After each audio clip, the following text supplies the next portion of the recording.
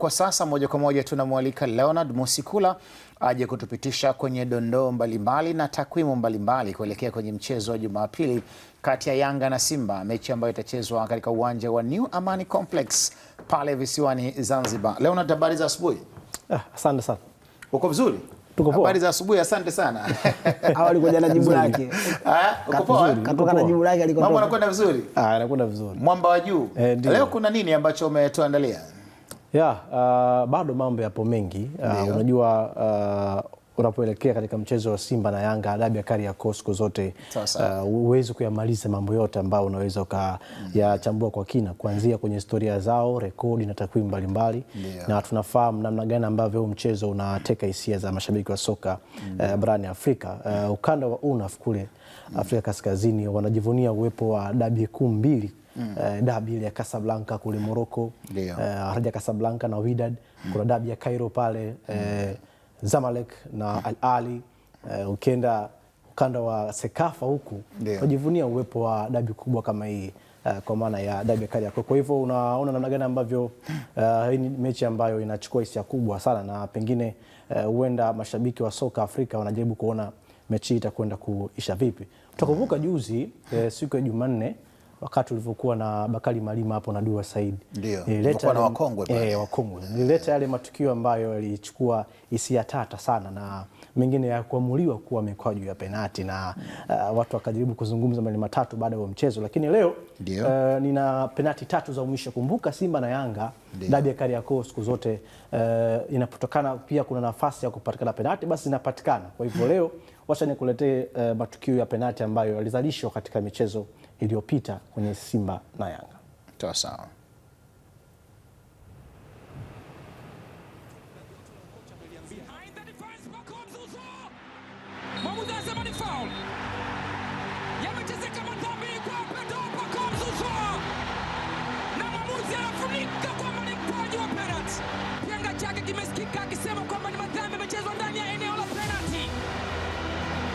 It was inside the penalty area.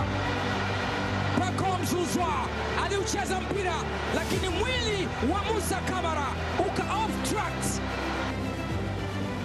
Mpira mrefu mbele unajigwa kwa kichwa. Stefan Aziz Ki mali katika nafasi ile. Henok Inonga baka Varane.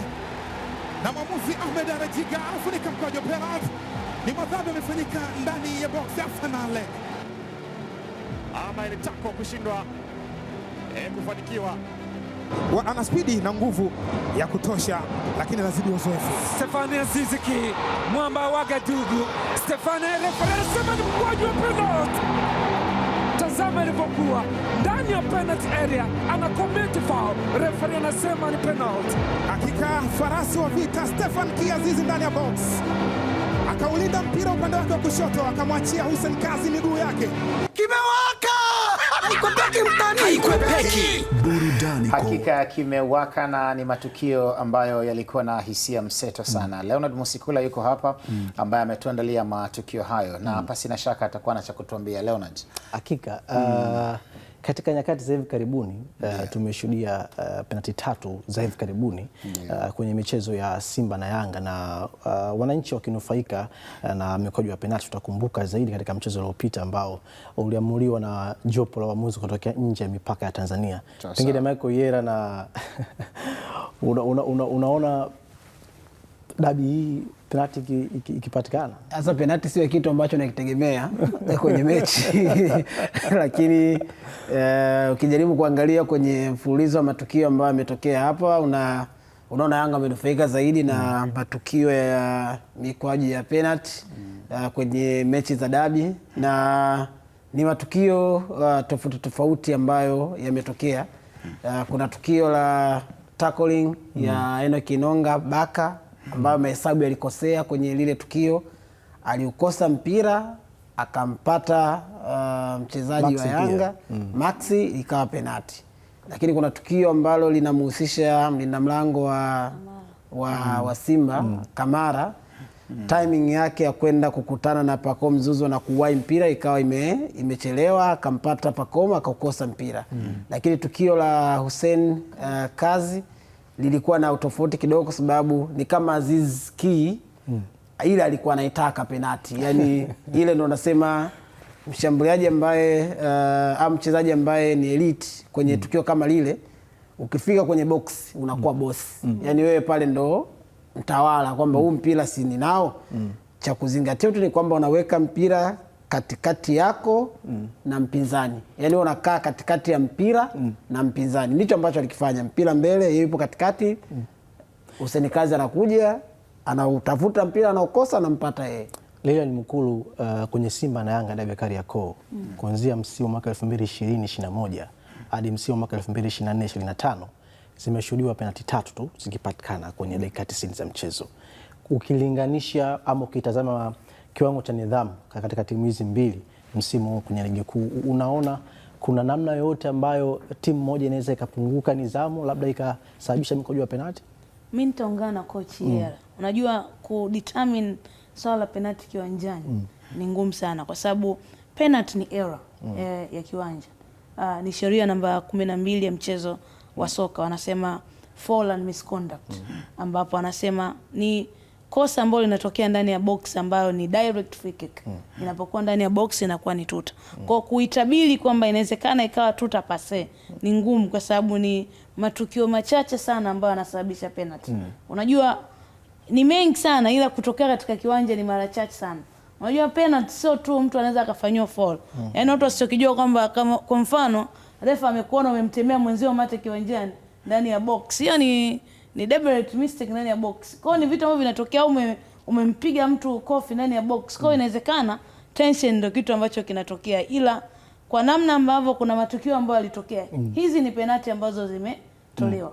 Ila kuna penalty ambazo zilitakiwa zitolewe. Yaani kuna matukio ambayo yanatakiwa yaadhibiwe kwa mikwaju ya penalty ila ilikuwa haifanyiki kazi. Kwa sababu gani?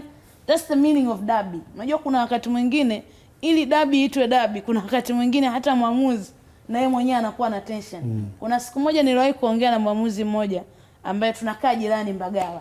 Huko maeneo ya Mbagala. Nasema vizuri kabisa. Watu wa Mbagala wanaongea. Nilimuuliza mechi gani ngumu hasa kuiamua Tanzania? Akasema ni mechi yote ambayo inakutanisha Simba na Yanga.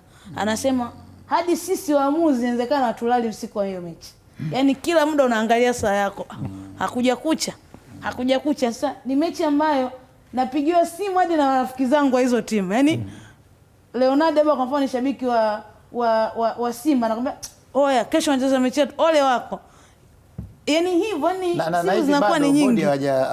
Bado hajatangaza. Kwa hiyo anasema ni tension. Ni mechi ambayo wewe jiulize kama mwamuzi anakutana na tension ya simu za kutosha kabla ya mechi. Mchezaji anakuwa na hali gani ambaye the mastermind hiyo mechi? Mimi nafikiri kuna matukio tata wakati mwingine tunategemea yajitokeze kwa mujibu wa swali lako, yaamuliwe ama mwamuzi aweze kutoa maamuzi ambayo pengine yatakuwa ni haki. Na wakati mwingine kwenye dabi huwa hatuoni haya yakijitokeza. Juzi wakati tuko na kina Dua Saidi hapa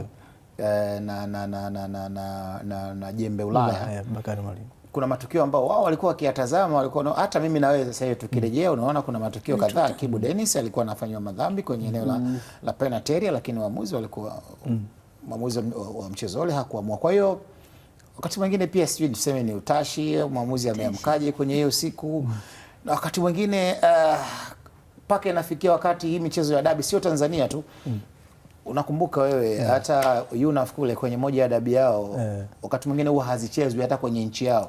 Wanaondoka kabisa wanakwenda kucheza sehemu nyingine. Kwa hiyo naamini matukio ambayo yatakuwa yanaashiria kuwepo kwa penalty yanaweza kujitokeza, lakini sasa ndio umakini tena wa waamuzi kwa hakika wafanye kile ambacho kinahitajika kufanywa kwenye hiyo siku. Lakini pia anaweza asijitokeze kwa sababu football inavyochezwa wakati mwingine it's a very fast moving game. Wakati mwingine unaweza kuna matukio yanaweza, kwa mfano kama mechi zilizopita jana kuna matukio yametokea, unaweza kusema kwa haya matukio jinsi yalivyotokea ilitakiwa kitu fulani, lakini baadaye unakuja unajiridhisha unasema maamuzi alikuwa yuko sahihi. Japo kwa Simba wanatakiwa wani watakapofanya tathmini ya kuelekea mechi ya dabi. Inawezekana pia kama walikuwa wajiangalia hiki, inawezekana ni kama umewapa desa kwamba kwenye mechi tulizokutana hivi karibuni. Tuseme mechi 4 za hivi karibuni au 3 za hivi karibuni. Sisi ndo tumefanya makosa mengi zaidi ambayo yamepelekea mapigo ya penalti. Na ndio maana yake. Sasa ili Desa kama wao pia walikuwa wajilipitia, maana yake wanafanya analysis ya kuelekea kukabiliana dhidi ya Yanga. Of course mambo yamebadilika, wachezaji wamebadilika. Ninavyozungumza nawe Simba washaingia mjini. Ashari Daslam. Naona pale picha zimezagaa kwenye SGR. Bila shaka toka umetumia SGR. Ndio. Nimeona kwenye kituo kile cha treni ya mwendo kasi. Stesheni pale, pasi na shaka wanaianza safari sasa kuelekea Zanzibar. Baada ya kuona tukio hilo, tujikite zaidi sasa katika eneo la takwimu zaidi ambacho nimekuandalia. Kwa upande mwingine, ukichukua Derby ya Kariakoo, Yanga dhidi ya Simba Sports kuanzia mwaka 2017 mpaka mwaka 2025, mambo yakoje? Hizi ni takwimu na wakati tunatupeka kwenye takwimu, wakati tumezungumza Simba kwamba wameingia Dar es Salaam, Yanga asubuhi wameshaondoka kwenda Zanzibar. Kwa tuchukue hiyo wakati tunapeleka kwenye takwimu na hiyo watu wawe nayo hiyo. Tuendelee kwenye takwimu mzee. Yes, ni makutano ya uso kwa uso Simba Sports Club dhidi ya Yanga ama Yanga Sports Club dhidi ya Simba Sports Club kuanzia mwaka 2017 hadi mwaka 2025, na hii unaangalia zaidi kwenye namna ambavyo timu hizi mbili zimekutana katika misimu iliyopita. Kuanzia mwaka 2017 2018 katika ule msimu mpaka msimu mwaka 2024 25, Yanga Sports Club na Simba Sports Club wamecheza michezo 16 katika makutano yao kijumla, na wananchi wameshinda michezo 6 wakati Simba Sports Club wakishinda michezo 3. Sare kwa pamoja ni sare 7 ambazo zimepatikana katika hiyo michezo, lakini wananchi wamepoteza michezo 3 na Simba Sports wamepoteza michezo 6. Ukiangalia katika haya makutano kijumla unapata taswira tofauti, kwa maana katika huo mchezo unaona wananchi hapo wameongozwa kupata ushindi wakishinda michezo 6, lakini Simba wakishinda michezo 3 pekee. Kutoka katika eneo la ushindi, sare na kupoteza, unaangalia katika eneo la mabao ya kufunga na mabao ya kufungwa, unapata picha tofauti pia. Unaangalia Yanga wamefunga mabao 17, ndio, wakati Simba Sport Club wakifunga mabao 11. Katika haya mabao 17 ambayo yamefungwa kwa upande wa Yanga, bao moja la kujifunga ambalo alijifunga Kijiri kama utakumbuka kwenye dabi ya msimu uliopita kwenye duru ya kwanza, lakini 16 walitia kambani wenyewe. Lakini ukiangalia kwa upande wa Simba, wao mabao 11 ya kufunga. Hapo unapata picha kwamba yes, ambao wameongoza kwa kupata ushindi pia wameongoza kwa kutikisa nyama.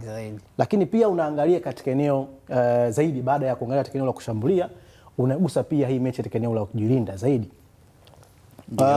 Gusa katika eneo la mechi bila kuruhusu goli kwa maana ya clean sheet. Hapo unapata pia kuangalia namna ambavyo hali ilivyo. Katika michezo 16 ya pamoja, Yanga wamevuna michezo 7 ambao walimaliza dakika 90 bila wavu wao kutikisika, wakati Simba wao wakimaliza mechi 6 bila wavu wao kutikisika. Kwa hiyo kuna nyakati mechi ya Simba na Yanga imekuwa ikigubikwa zaidi na suluhu ya bila kufungana. Na hapo utakumbuka ule msimu wa mwaka 2020-2021, msimu ambao wananchi walikuwa na kocha Nabi, ni mechi mbili zote, duru ya kwanza, duru ya pili, akupatikana bao lolote kabisa kama utakumbuka. Zilijaa kidogo hapo zile suluhu za bila kufungana. Ndio maana ukaona hapa katika eneo la mechi bila kuruhusu goli, lakini wananchi wakizipata 7 na Simba wakipata mechi 6 bila kuruhusu goli. Katika eneo la kinidhamu zaidi, mambo yako vipi? Unaweza ukaangalia katika picha nyingine. Katika eneo la nidhamu, wananchi Yanga michezo 16, kadi za njano ni 41. Simba Sport Club michezo 16, kadi za njano ni 48. Kwenye eneo la kadi nyekundu, wananchi ndio ambao wamevuna kadi moja nyekundu, na nyekundu kwa upande wa Simba hakuweza kupatikana. Kwa upande huo sasa naweza nikaanza na Michael Yera, tukaanza katika eneo moja baada ya jingine. Ningependa uguse zaidi kwenye eneo la offensively zaidi, eneo la kushambuliaji. Baada ya kuiangalia Yanga na Simba katika michezo 16 iliyopita, unadhani ni mechi ambayo tunaweza tukashuhudia mabao mengi yakifungwa? Maanake katika hizo nyakati za hivi karibuni, mechi ambazo tumeshuhudia mabao mengi zaidi ni Novemba 5, utakumbuka, mabao 5-1 ambao wananchi walipata ushindi. Lakini katika mechi nyingine ambayo pia ilikuwa na mabao zaidi ya 3 ni mechi ambayo wananchi walishinda mabao 2-1 kama utakumbuka, bao la Joseph Gede alifunga bao na Stefan Aziz Ki, lakini Fadi Kurban alifunga bao moja kwa upande wa Simba. Unadhani ni mechi inaweza ikashuhudiwa mabao pengine zaidi ya 3 ama kutoka kwa mabao mengi ukiangalia katika eneo la offensive zaidi? Ukiangalia kwenye eneo la kiushambuliaji la timu zote mbili na kile ambacho amekifanya mpaka sasa, of course kuna vitu ambavyo vinaweza vikawa vinakuonesha kwamba pengine kila timu imejaribu kuimarisha zaidi safu zao za ushambuliaji, lakini kwa Yanga wamekuwa na namba kubwa zaidi ya magoli ambayo wamefunga. Ukiachilia mbali kwenye hizi ambazo zinaonekana hapo kwamba wamefunga magoli 17. Lakini unaangalia kwenye mwenendo wa ligi kwa sasa ulivyo, ukitoa mechi ambayo wanaenda kucheza wao wenyewe, bado Yanga pia imekuwa na mwenendo mzuri kwenye kupata magoli mengi kuliko ambavyo Simba amepata magoli. Lakini ukijaribu kuangalia pia muunganiko wa wachezaji kwenye maeneo ya kushambulia, nafikiri bado Yanga anaweza akawa na advantage kwa sababu ya uwepo wa wachezaji ambao angalau wamekupa uhakika kwamba tunaweza tukascore mara nyingi tunavyoweza. Depu ameingia dirisha dogo la usajili, lakini angalia kile ambacho amekiproduce kwenye mechi ambazo amecheza. Namba zinakushawishi kuamini kwamba ni moja kati ya washambuliaji ambao wanaenda kwenye mechi dhidi ya Simba wakiwa na wachezaji tishio. Prince Mpumelelo Dube ni mshambuliaji mwingine ambaye naye pia anakupa huo uhatari kwamba wakati unaenda kucheza dhidi ya Young Africans unatakiwa pia kuangalia kile ambacho yeye amekifanya, na amekupa kitu ambacho kinakushawishi kuona kwamba anaweza akawa na uhakika wa kuscore. Lakini combination ya Yanga kwenye na kushambulia bado inaundwa na wachezaji ambao wameshacheza dabi hizi mara kadhaa na wana uzoefu nazo. Maxim pia Nzengeli kwenye eneo la kiungo cha ushambuliaji amecheza mechi nyingi za dabi na amewahi kuwa na impact ya moja kwa moja kwenye hizo mechi. Kwenye magoli 17 ambayo amefungwa hapo, Maxim ni miongoni mwa wachezaji ambao wamehusika kwenye kuwafunga Simba Sports Club. Utakumbuka kwenye ushindi wa goli 5-1, yeye alifunga magoli 2, alisababisha hiyo penalti ambayo alifungwa goli lingine la 5 na Pacome Zouzoua. Lakini unajaribu kuangalia pia majukumu ambayo bado amepewa kwa sasa yanaweza kumfanya kuwa ni mchezaji threat kwenye safu ya ulinzi ya Simba Sports Club. Lakini kingine ambacho unajaribu kiangalia kwa Young Africans wakati ambao anakwenda kushambulia, pengine ni jinsi ambavyo mbadilishano wa majukumu kwenye ile eneo unaweza ka work out kuelekea kwenye mchezo. Kwa hiyo kwangu nafikiri kwa magoli kwa Yanga unaweza ukawa unafikiri pengine kwa sababu ya hiki ambacho amekifanya inawezekana akawa anaingia akiwa naamini kwamba safu ya ushambuliaji na kwa jinsi ambavyo wamefanya inawezekana tu muunganiko wao kawapa goli. Kwa upande wa Simba kuna mabadiliko kadhaa ambayo yamefanyika. Kwa mfano nilikuwa naangalia mechi hizi mbili ambazo Simba amecheza. Kwenye eneo la kushambulia Simba wanaanza na wachezaji watatu ambao wameingia kwenye dirisha dogo la usajili. 3 mpaka 4. Clatous Chota Chama ambaye anacheza kiungo cha ushambuliaji ama kiungo mchezeshaji wakati mwingine kwa sasa kwa jinsi ambavyo anatumika. Lakini mstari wa wachezaji watatu nyuma mshambuliaji wa mwisho anaanza Selemani Mwalimu, lakini Libase Gay, Anse Teula pamoja na Ino Loemba. Hao ni wachezaji ambao wameingia dirisha dogo la usajili. Sio dhambi kwamba wana muda mfupi ambao wamecheza kwenye klabu ya Simba, lakini angalia pia kile ambacho wanakitoa. Inawezekana hawa wakawa ni wachezaji ambao kwa kile ambacho wamekiofa kwa hizi mechi ambazo wanacheza, bado unaweza kuona kwenye miguu yao unategemea kuona ubunifu wa kiwango cha juu ambacho utatoka kwenye kile ambacho wako nacho.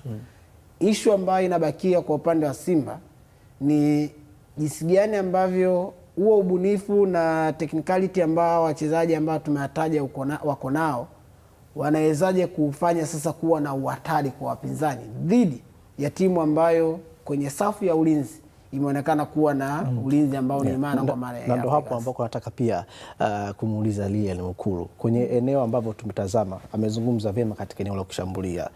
Ukija katika eneo la mechi bila kuruhusu goli, unaona ni nini ambacho kinaweza kaipa nafasi timu fulani kuondoka dakika 90 bila kuruhusu wavu, kwa hasa kwa upande wa Simba ambayo inakwenda kuivaa Yanga ambayo inatajwa kwamba ina watu hatari ambao wanaweza kusifumania nyavu? Mimi naomba ninukuu maneno ya Jose Mourinho ambaye aliyasema baada ya kumchabanga Barcelona wakati akifundisha Inter Milan. Alimchabanga Barcelona goli 1-0. Jose Mourinho aliulizwa na mwandishi wa habari, ni kwa nini umeweka ukuta namna ile? Akasema timu yenye safu bora ya ushambuliaji inashinda mechi, ila timu yenye safu bora ya ulinzi inachukua mataji. Msimu uliopita ambapo Young Africans wanatoa taji la ligi kuu soka Tanzania bara, walikuwa wamefunga magoli chini ya magoli 10. Ukiangalia msimu huu katika mechi 10 ambazo Young Africans wamecheza, wameruhusu goli 2. Ukiangalia Simba ameruhusu goli 4. You can see hizi ndio maana halisi ya timu bora. Ukitazama katika hizi mechi ambazo wamekutana, mechi 16 hapo ambazo wameandika, kuna mtu ameruhusu goli 17. Kwa maana yake ana average ya kuruhusu goli 1 katika kila mechi. Hiyo ni mathematically. Ukienda kwa mwingine ameruhusu goli 11. Maana yake kila baada ya mechi moja anaruhusu goli. Kwa maana yake kwenye swala la safu ya ulinzi, timu zote mbili kuna namna ambavyo mmoja yuko juu wa mwenzie kitakwimu, mwingine anamfuata sio kwa ubaya. Faida ambayo Young Africans wamekuwa nao katika hii misimu, hasa ukitazama moja ya misimu ambayo imekuwa bora kwa Young Africans ni kuanzia mwaka 2023 mpaka 2026 ambapo kwa mara ya mwisho kwenye ligi Simba anapata ushindi ilikuwa ni 2-0. Ilikuwa ni 2023. Hivi sasa ya Kibu Denis. Hivi sasa ni miaka mitatu imepita. Kwa nini? Cha kwanza ambacho Young Africans wako nacho katika hizi mechi za hivi karibuni ni eneo bora la ulinzi ambao wanacheza. Ni sehemu ambayo wameitengeneza kwa kiasi kikubwa sana. Katika hii misimu mitatu ambayo tunaiangalia Young Africans hairuhusu goli. Ni misimu mitatu ambayo eneo la ulinzi ya timu ya taifa inajengwa na wachezaji wa Young Africans. Sasa katika ile double pivot wawili. Yaani namaanisha nini? Katika hii misimu mitatu ya bora yake ilikuwa lazima utamwona either Bakari Nondo Mwamnyeto katika eneo la ulinzi ya timu ya taifa, utamwona Ibrahim Baka, utamwona na Dickson Job. Maana yake nini? Wametengeneza ukuta ambao umeweza kuwabeba kwa kiasi kikubwa. Rejea katika kikosi cha Simba. Katika hii misimu mitatu ambayo tunaangalia Simba wameruhusu magoli, wameshinda kupata ushindi mbele ya Young Africans. Maeneo ambayo pia yamebadilika sana katika eneo lao la ulinzi. Kulikuwa na the likes of Pascal Wawa akaondoka, akaja Mwamba ambaye alisababisha penalti ya Inonga, akana Shemalon.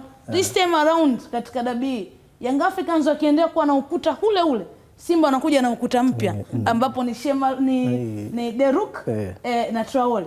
Hao wote ni wachezaji wapya katika dabi. Kwa siku zote ukikumbuka maneno ambayo amesema Jose Mourinho, unaingia pale kwamba sehemu kubwa muhimili wa mchezo wa mpira wa miguu.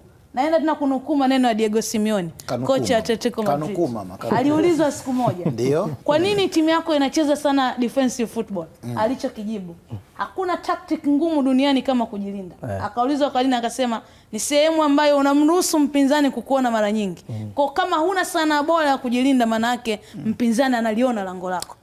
Asante sana Lilian Mkulu. Tutoke hapo sasa. Wamenufaika lakini. Nimenufaika. Na nukuu hizi ambazo watazamaji wetu pia wamenufaika wakina. Lilian imebidi atambaye na nukuu za makocha wakubwa duniani. Hakika. Yes, baada ya hapo tunakumbuka kabisa kwamba kuna misimu 4 mfululizo ambao Simba Sport walikuwa ni mabingwa wa ligi kuu soka Tanzania bara. Kisha Yanga nao wakachukua hicho kijiti na wako mabingwa mara 4 mfululizo.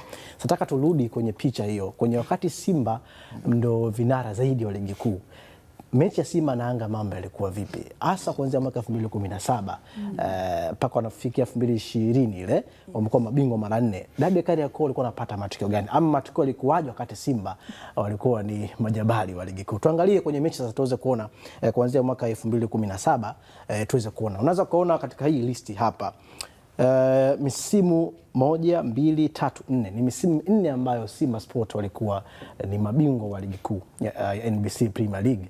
Na Dabi Kariakoo matokeo yake yalikuwaje zaidi? 2017 2018 duru ya kwanza Yanga na Simba walikwenda kwa sare ya bao 1-1. Duru ya pili Simba walipata ushindi wa bao 1-0.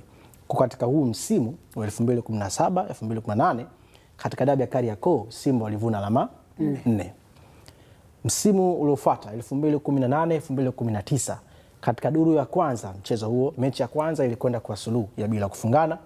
Mechi ya pili Simba wakashinda bao 1-0 wakiwa hapo ugenini. Katika msimu 2018 19 Simba wakavuna alama ngapi? Alama 4. Si ndio? Kwa katika hizi michezo 4 ya hapo juu wananchi wakupata alama 3. na Simba wakavuna alama 8 jumla, si ndio?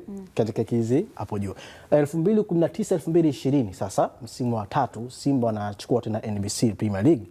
Kwenye mechi ya kwanza, duru ya kwanza, mechi ya Simba dhidi ya Yanga, Simba walitoka sare na Yanga mabao 2-2. Hapo unamkumbuka kina Banda, yes. Na alipiga shuti nje 18 Mapinduzi Balama Kipenseli. Hii ni mechi ambayo ilikuwa ni Mapinduzi Balama na Mo Bank. Yes. Alafu Deo Kanda na Medika Gere hivi kama nitakuwa yes. Duru ya pili sasa Yanga walipata ushindi bao 1-0. Na kama utakumbuka alikuwa ni Zawadi Mauya. Zawadi anapiga shuti yes. Kwa hiyo msimu wa mwaka 2019-2020 hapo wananchi walivuna alama 4. Lakini hawakuwa mabingwa. Hawakuwa mabingwa lakini wakavuna alama 4 kwenye dabi ya Kariakoo katika michezo miwili. Msimu wa mwisho ambao Simba wanachukua taji la NBC Premier League katika mara 4 mfululizo 2020-2021 katika mechi ya kwanza wananchi walipata sare na Simba bao 1-1. Alafu kisha duru ya pili Simba Sports wakapoteza, ili ndio bao sasa la Bernard Morrison Machi 8 ile. Yanga wakapata ushindi bao 1-0. Kwa hiyo hapo anapata picha tena kwamba wananchi hapo wakavuna alama zao. Kwa hiyo kwenye misimu minne ambao amecheza kwamba misimu miwili ile ya mwanzo Simba alivuna alama 4 akavuna 4. Hapo misimu miwili ya mwisho Yanga akavuna alama 4. Kwa hiyo kitu kingine cha kuonyesha hapo katika misimu yote wote wamefunga goli 6, wote wameruhusu goli 6. Kwenye hii misimu yani katika misimu yote maana yake kwanza kulikuwa na average katika kufunga na kufungana. Yani ilikuwa anapiga hisabati haraka haraka. Wote wamefunga goli 6, wote unazungumzia wakati Simba ndio wamefunga misimu minne mfululizo. Kwa maana yake hakukuwa na wewe tunasema ushindani, yani hakukuwa na upishanaji wa matokeo katika hizo timu mbili kulingana na namna ambavyo walikuwa wanakutana. 6 goals 6 goals, 4 points 4 points. Umechambua kwa kina kabisa katika hilo eneo. Kwa hivyo katika hii misimu minne ambayo Simba walikuwa ndio mabingwa mara 4 mfululizo, takwimu zinaonyesha kwamba hakukuwa na mpishano mkubwa. Yes. Hebu tuje katika misimu ambao sasa wananchi Yanga wamechukua taji la ligi kuu ya NBC misimu minne mfululizo wakiwa na makocha tofauti, ikiwemo kocha Nasreddine Nabi na raia wa Tunisia, kisha Miguel Gamondi wa Argentina akipita pale kina Milud Hamdi. Tuweze kuona pia hali ilikuwa vipi. Bana nishasahau. Kumbe kulikuwa na Milud Hamdi pia. Milud Hamdi alimaliza msimu. Na ni msimu ambao Yanga alikuwa na makocha watatu. Miguel Gamondi alipita pale ule kocha Bosnia Ramovic. Alafu kisha Milud akamalizia. Na ndio alimalizia mechi ya mwisho ya kuamua ubingwa. Alafu baada ya Abramovich akaja na Roman Falls. Mzee Minuno. Hivi Falls ndio kocha Minuno. Mwaka mbele. Tutaangalia zaidi kwa upande wa makocha hapo kesho. Lakini kwa sasa tuangalie wakati ambao wananchi ni mabingwa mara 4 mfululizo. Dabi ya Kariakoo ilikuwa na matokeo gani hasa? Msimu wa mwaka 2021-22 kwenye michezo miwili katika ule msimu hakukuwa na ushindi kwa timu yote. Ni michezo yote miwili ilikwenda kwa suluhu bila kufungana. Ndio. Michezo yote katika ule msimu wa 2021-22 wakati ambao wananchi walichukua ubingwa unbeaten bila kupoteza mechi yote, kama utakumbuka. Ilikuwa ni Yanga ya Nabi, Yanga ya moto 49 ile. Akaenda kwa mashamba ya miwa kule. Mashamba ya mpunga ilikuwa. Wale wakulima mpunga wale. Kama na mchele. Ile timu haipo tena kabisa. CF haipo ile. Silinuliwa. Ndio ikawa Singida Black Stars. Sasa mimi kwenda kwenye mashamba ya mpunga. Barali ubaruku. Ndio timu hamna, labda iende timu nyingine tukacheze kwenye ile uwanja. Mbona kwanza waende pale afu aipandishe timu. Tuendelee leo na. Sawa. Msimu wa mwaka 2022-23 ni msimu ambao wananchi bado wanaendelea kuwa na kocha Nabi na katika hii michezo miwili, mchezo wa duru ya kwanza kabisa ni mechi ambayo ilikwenda kwa sare ya bao 1-1, na hapo unakumbuka bao la Augustin Okra wa Ghana na Stefan Aziz Ki wa Burkina Faso, mechi ambayo kwanza Okra alifunga bao la kwanza alafu kisha Stefan Aziz Ki akapiga ile mpira wa ikabu kama utakumbuka. Mechi ambayo iliisha kwa bao 1-1. Yaani Stefan Aziz Ki alifunga kama ambavyo alifunga Bernard Morrison. Yes. Na duru ya pili sasa ndio msimu ambao Kibu Denis alikwenda kuwakanda Yanga Sports. Huo ndo msimu wa Kibu D. Ndo msimu wa Kibu D. Hii ndo ya Kibu mkandaji. Kibu mkandaji. Ndo hii. Sasa yuko unaondoka, tutamwomba Mtozi atuletee hii. Siku nyingi hatujaiona hii. Unaona Kibu mkandaji. Yes. Kwa hiyo katika msimu mwaka 2000 atuletee hii, atuletee na ile azizikie. Okay. Kwa haraka kama watazipata. Kwa hiyo msimu mwaka 2022-23 ni mechi ambayo Simba Sport hapo walivuna alama 4. Lakini mabingwa hapo walikuwa ni wananchi Yanga katika msimu, lakini wao walivuna alama 4 kwenye dabi ya Kariakoo. Msimu wa 2023-24, msimu ambao sasa wananchi wakawa chini ya kocha Miguel Gamondi, kocha wa Argentina huyo. Na katika hii msimu sema kocha wa timu ya taifa ya Tanzania. Sema kocha wa Argentina kama vile yuko Argentina sasa hivi. Tuko naye. Na nakumbuka wakati huo Simba wanaye kocha wa Brazil Robertinho. Brazil na Argentina ndio hiyo mechi ilikuwa iko hapa 2023 Novemba 5 ilikuwa iko hapa. Hii battle ya Brazil na Argentina ilikuwa iko hapo. Ni mechi ambayo Simba Sports walikubali kichapo ama sio kama sio kuchabangwa au kama sio kucharazwa mabao 5 wakati wananchi walikuwa hapo ugenini, mechi ambayo ilipigwa Benjamin Mkapa. Sasa hii kuchabangwa na kucharazwa hii tuiongezee tu alirovyo kama sio kutebwereshwa hakika. Magoli 5? 5. Wali nini? Walirovyo. Rovu na kutebwereshwa tebwere. Funga magoli 5 kaka dada, si mchezo. Jana ukimwangalia yule Ahmad Ali rafiki yangu ama alivurugwa hivi. Au unasema wakati mwingine sio kama labda amependa. Ni mateso. Ni mateso wako nayo. Sasa duru ya pili ndio Yanga Sports Club wakaibuka tena na ushindi.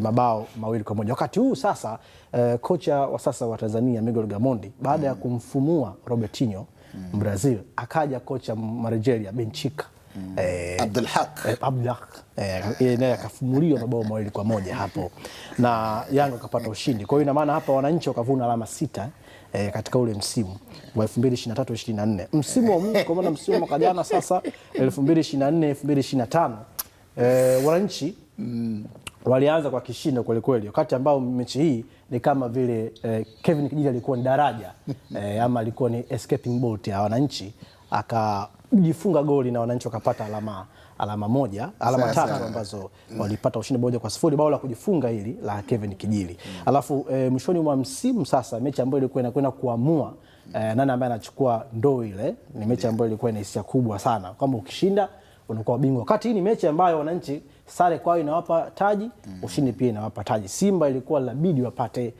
ushindi kweli kweli wakiwa chini ya kocha Fadlu Rahman Davis, raia wa finali kwa ni kama finali hivi. Kwa ni mechi moja tamu sana.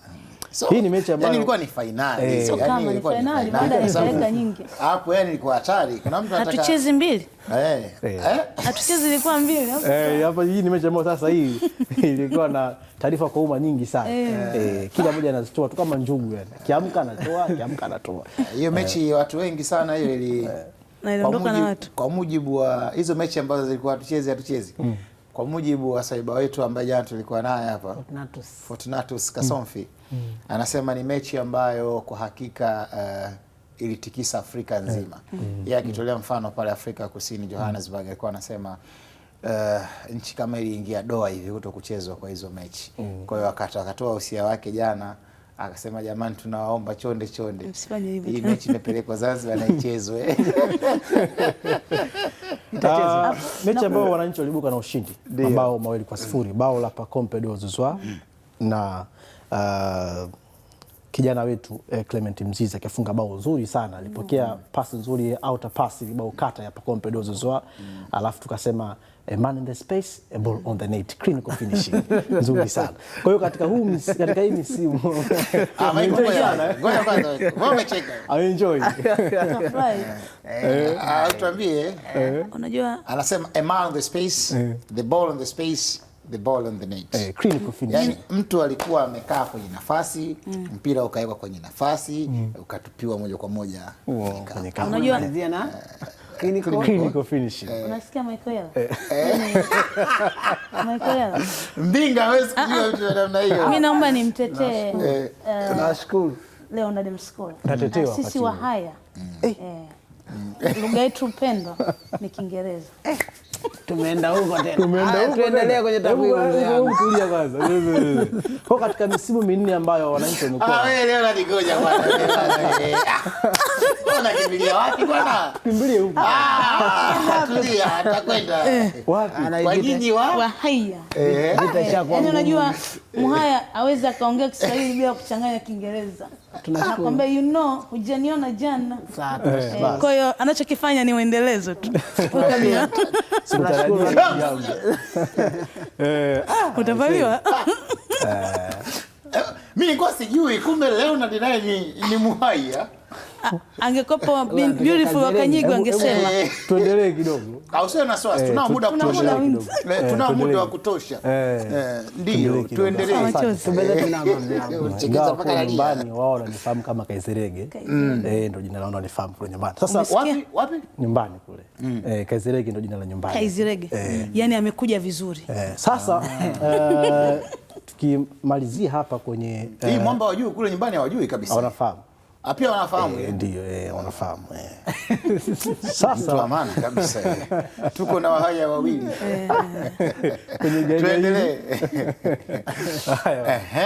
Yes, kwenye msimu minne ambao Simba alikuwa mabingwa, tumeweza kuainisha kwamba kulikuwa hakuna ushindani wa kwamba na timu moja ni bingwa zaidi kuliko mwenzake katika kupata matokeo. Yaani timu moja ilikuwa inapata matokeo mazuri zaidi.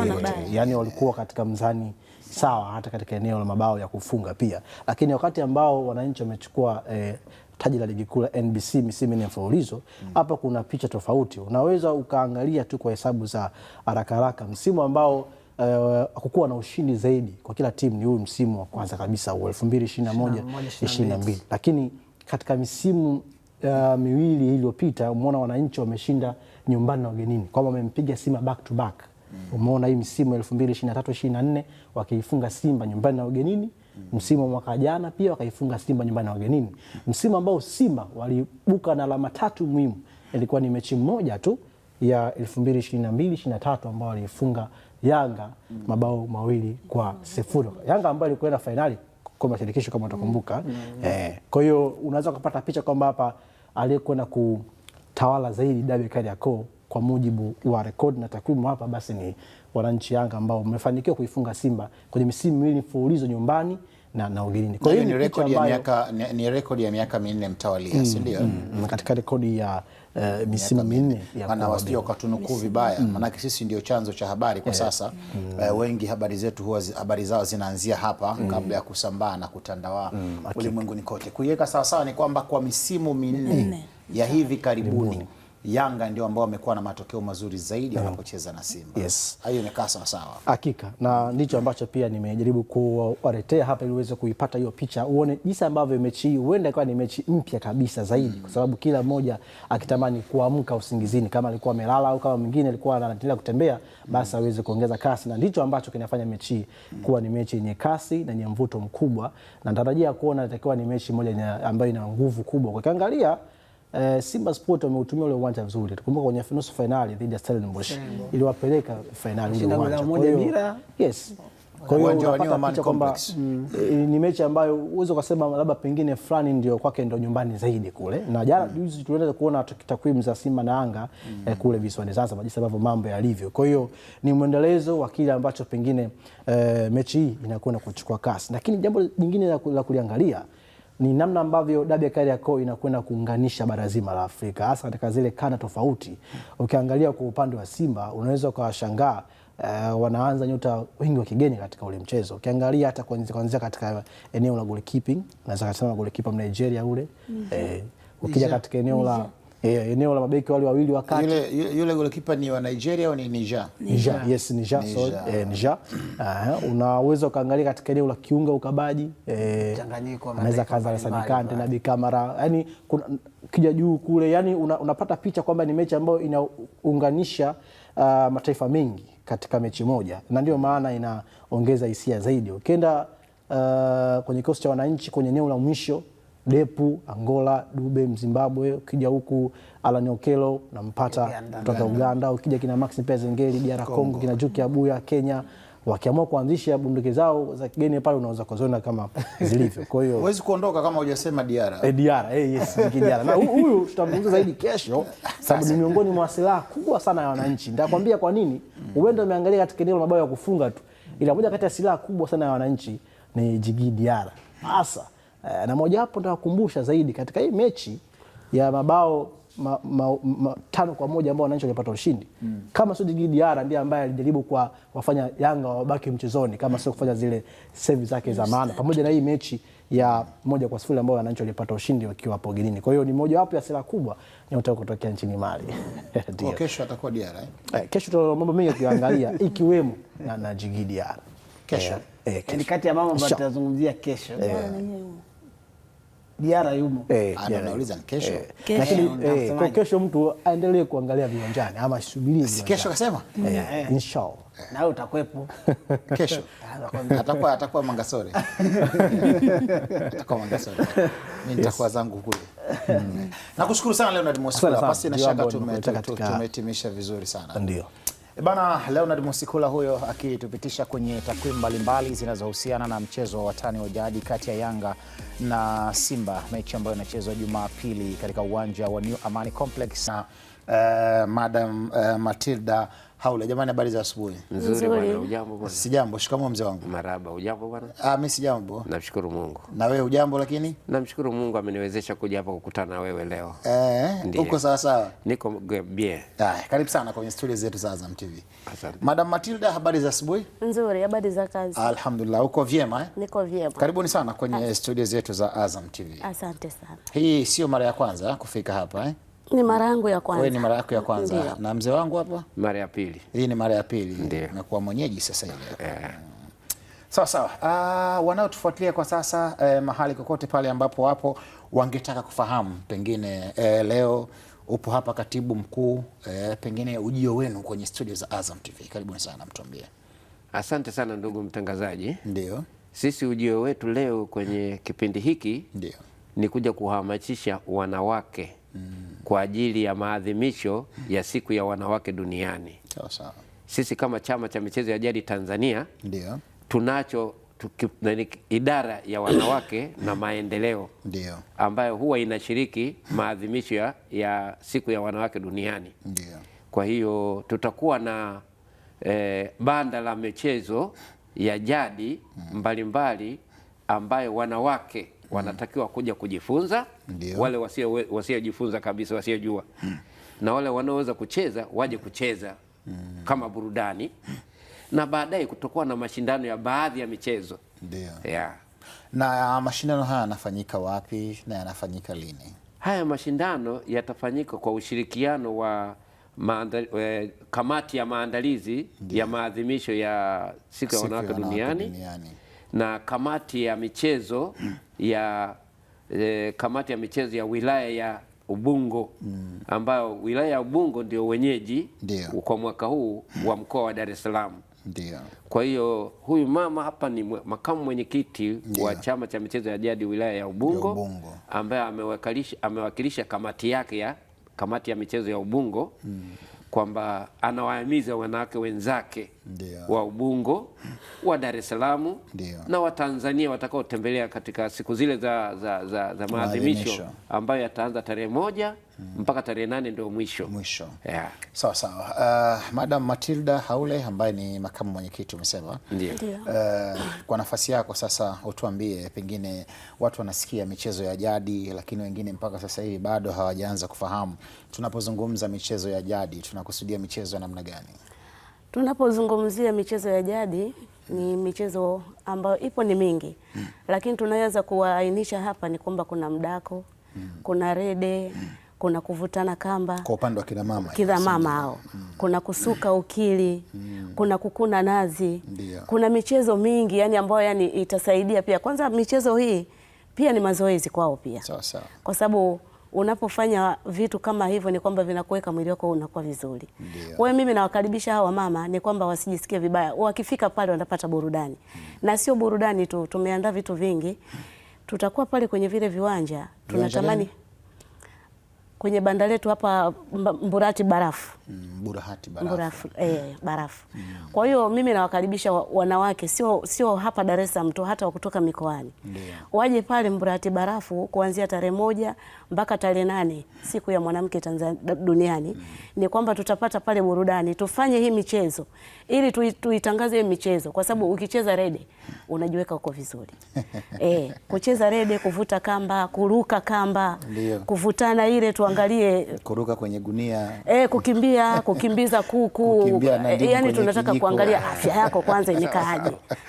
Vyote vitakuwepo. Vyote hivi vipo. Na kwa upande wa kina baba kutakuwa kuna michezo gani ya jadi? Kuna miereka, kuna kucheza bao kama mwalimu wetu Nyerere. Bao lile la Kiswahili baba wa taifa. La Kiswahili kabisa alocheza baba wa taifa. Unasafiri unalala lile, si ndio? Alafu unajua kuna kulenga shabaha kwa kutumia pinde na mishale ya jadi. Nimeona hiyo. Na hiyo pia itakuwepo hiyo. Hiyo itakuwepo kwa sababu mchezo huu unachezwa kidunia. Ndio. Sisi wa Tanzania tumeshashiriki mara 2 nchini Korea Kusini. Sawa. Mwaka 2008 tulikwenda. Tulikuwa na wawakilishi wetu pale. Mwaka 2010 tulikwenda. Na mimi mwenyewe ni mmoja katika wachezaji wa michezo ya kulenga shabaha na kwa pinde na mishale ya jadi ambaye niliwakilisha Tanzania kwa mwaka wa 2010. Ulikuwa Korea? Nilikuwa Korea. Ulishika nafasi ya ngapi? Ya 13 kwenye washiriki nchi 35 za dunia. Kwa mzee wangu, kama tunaweza tukaweka chungwa pale kwenye kichwa cha mama afu tukamwambia asogee kule, unaweza ndio vitu vyako kabisa. Kabisa. Na wewe bwana, ukija siku ile, ukija kwenye banda letu wakati wa maonyesho, ndio tunaweka chupa tu, atuweke vitu vingine, tunaweka chupa pembeni kama vile tunaacha futi moja afu tunaambia haya tupigie chupa moja pale. Mimi mbaya sana kwenye ile eneo. Kweli? La kulenga shabaha? Sifai. Acha bwana. Mimi matata mno. Kwenye hizo habari za kulenga hizo.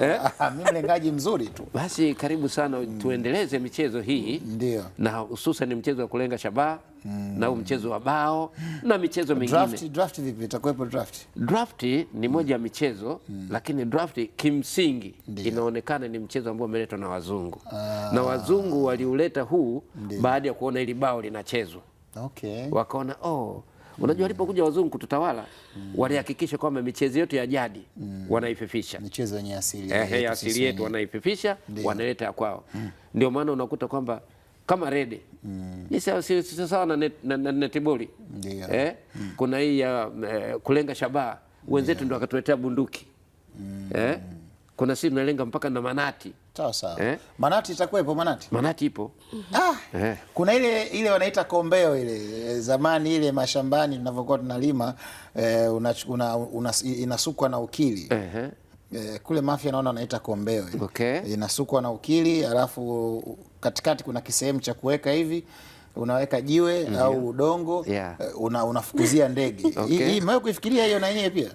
Unajua kama moja kati ya michezo ya asili na yenyewe pia hiyo. Kama tulivyokuambia mheshimiwa kwamba michezo ya jadi iko mingi.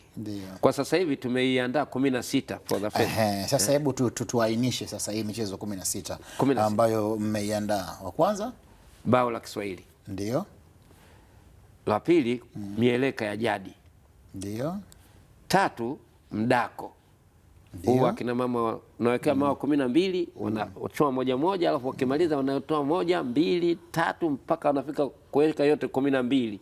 Alafu wanatoa yote, wanarusha jiwe alafu mawe yale 12 yakae na jiwe liko hapa. Huo mchezo wa 3. Wa 3. Mchezo mwingine ni wa rede.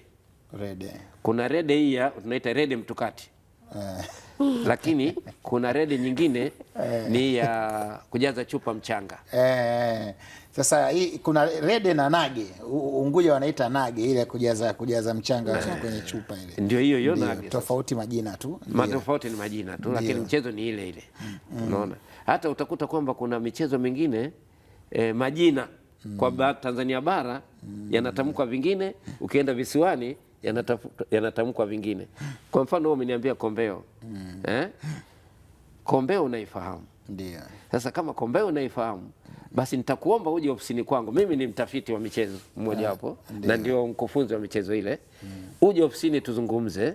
Unielekeze kombeo hii inakuwa kwaje, tuitengeneze, alafu tukiona inachezeka kimashindano kwa Tanzania nzima, then tunaipromote. Ile inachezeka kwa sababu wanachokifanya ni kwamba utaweka point A labda na point B. Yeah. Maana kinachofanyika kwa kule kisiwani ni kwamba inatumika mara nyingi kwenye mashamba ya mpunga kufukuzia ndege. Kwa hiyo kama ndege wamekaa sehemu fulani labda kwa kurusha jiwe, wewe kwa kawaida huwezi kufika, ndio wanatumia hiyo ukombeo hiyo, manake wanachukua inasukwa mara nyingi na ukili. Ukili usio unaofahamu mzee wangu, ama ukindu, au wengine wanasuka kutumia miaa. Miaa inatumika kusudia kwa kutumia majamvi yani. Alafu wanauzungusha hivi, alafu unarusha. Ukirusha manake itaenda kutua kwenye pointi ambayo wewe unaitaka. Kwa kama ndege wako mbali, wewe kurusha kawaida usingeweza kurusha, lakini ile inakusaidia iweze kufika umbali mrefu. Basi tutaifanyia kazi. Tutakuja kuleta darasa hilo. Na bahati nzuri sasa hivi tuko katika harakati ya kupata uongozi wa michezo ya jadi visiwani Zanzibar. Ndio. Ambao tunataka michezo ya Zanzibar ichezwe na Watanzania bara. Kwa mara tukipata viongozi kule, tukianza mashindano kule Zanzibar, tutakuwa na mabanda ambayo ya kuonyesha michezo hii ambayo bado hatujaifanyia. Sawa. Yeah. Madam Matilda, kwa kumalizia, pengine mnategemea kupata washiriki wangapi? Target yenu hasa washiriki kwenye mashindano. Hili jambo ni hamasa, ndio maana tuko hapa. Mtusaidie pia kufikisha kwa jamii ili tupate wengi ambao tunawatarajia tuwapate. Lakini wenyewe malengo yenu hasa mpaka sasa hivi, pengine ingetarajia kila kitu kinakuwa na matarajio, ama target yenu mpate washiriki wangapi? Yani hata tukipata washiriki hata sijui nisemeje, mimi nawahitaji wengi. Au katibu unaweza kutusaidia? Labda katibu aweze anisaidie. Mimi nahitaji wengi wa mama niwaone. Uzuri wa shughuli hii ndio tunashirikiana na kamati ya maandalizi ya siku ya wanawake duniani. Sawa. Sisi tumealikwa na siku ya wanawake duniani kwenda kushirikiana nao. Kwa hiyo kamati ya siku ya wanawake duniani, kamati ya michezo ya mkoa ya wilaya ya Ubungo, wote tunashirikiana nao. Kwa hiyo wao ndio wametualika sisi. Kwa hiyo na sisi tumekuja kuhamasisha watu wengine, lakini nadhani tunaweza kupata hata watu 100 hata wangapi toka tarehe 1 mpaka tarehe 8. Tuna imani tutakuwa na watu wengi tu watakuja kujifunza. Sawa. Neno la mwisho wakati tunaelekea ukingoni kwenye mahojiano yetu haya, pengine lipi la kusema? Kwa upande wangu mimi nawahamasisha sana akina mama, hususan sisi tuna kamati ya wanawake na maendeleo, na siku ya wanawake duniani ndio siku yao. Kwa hiyo waje kwenye maonyesho yale ili kushirikiana na wanawake wale wenzao walioandaa mipango hii, ili tuone namna gani tunaweza kucheza michezo ya jadi, maanake michezo ya jadi ni kielezo cha taifa na urithi wetu. Naam. Madam Matilda, kwa kumalizia? Kwa kumalizia, mimi kwanza tunashukuru, lakini pia kama nilivyosema, wamama wajitokeze kwa wingi, waje pale tushirikiane, tuendeleze michezo ya jadi ili isife, kizazi na kizazi waendelee kuiona. Bana, shukran sana. Huyo ni Madam Matilda Haule ambaye nilikuwa naye, lakini pia nilikuwa na John James Nguchiro. Mzee wangu bwana, karibuni sana kwenye studio za Azam TV kwa mara nyingine, lakini kwa hakika ujumbe bila shaka utakuwa umefika na walengwa watakuwa wamefahamu juu ya kushiriki kwenye michezo hii ya jadi. Na umesema ni barafu, viwanja vya barafu. Viwanja vya barafu. Na nadhani mwenyekiti wetu bwana Rajabu Hassan Lulanga naye atakuwepo katika harakati hizo, na tutakuwa naye kwenye barafu. Hii barafu ni hii njia kama Kigogo ya Kigogo Ruangwa. Ndio.